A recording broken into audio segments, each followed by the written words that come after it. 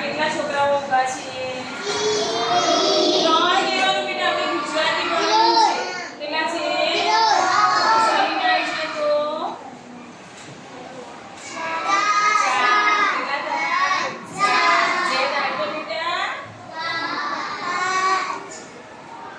કેટલા થયા? 5 થયા. ચલો હવે કેટલા થયા? 4.